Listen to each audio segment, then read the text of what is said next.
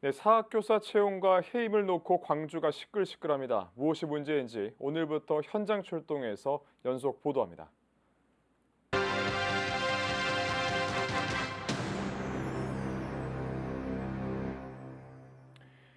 네, 지난달이죠. 광주 모 사립고에서 한 교사가 해임됐습니다. 학교 측은 해임 사유로 교사 품위 위반을 들고 있지만 해직 교사는 보복 징계라고 주장하고 있습니다. 취재 주은혜 기자입니다.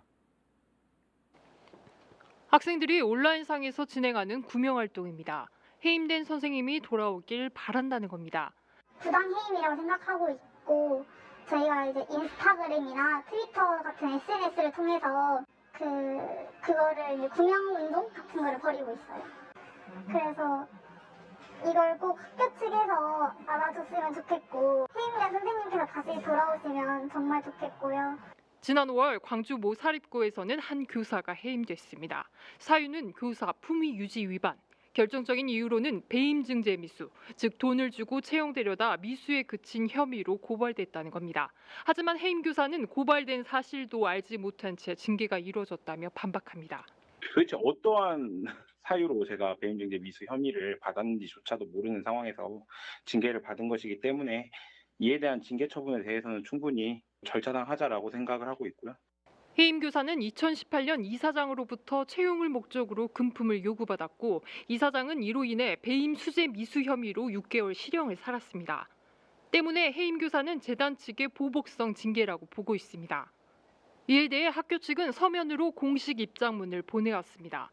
해당 교사가 돈을 지급하겠다고 먼저 약속했으며 보복성 징계가 아니라는 겁니다. 또 인터뷰를 통해 학교 측 입장을 직접 밝히기도 했습니다.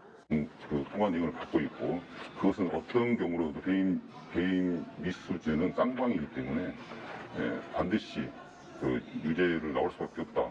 법리상으로도 이런 확신을 갖고 있습니다. 광주 교사노조는 재판 결과가 아닌 단순 고발만으로 징계를 한 데 우려를 표했습니다. 또 고발 주체가 재단 측이며 해임 사유라고 밝힌 배임 증제 미수 혐의는 실제 재단 징계위원회 징계 사유에도 포함되지 않았다고 전했습니다. 배임증제 미수가 있으려면 재판을 해서 배임증제 미수를 받아야 되죠. 징계 혐의에 배임증제 미수는 넣지 않았어요. 배임증제 미수로 나중에 고발을 했습니다. 해임한 뒤에. 고발했어요. 고발장 정보공개 청구해서 소개성이 저한테 보여줬는데 그 학교에 재직하고 있는 교사라고 고발자를 소개했더라고요, 자기가. 교사 해임 사유를 놓고 학교 측과 교사의 주장이 첨예하게 갈리는 가운데 해임 교사는 최근 교원 소청을 제기했습니다. CNB 뉴스 조은혜입니다.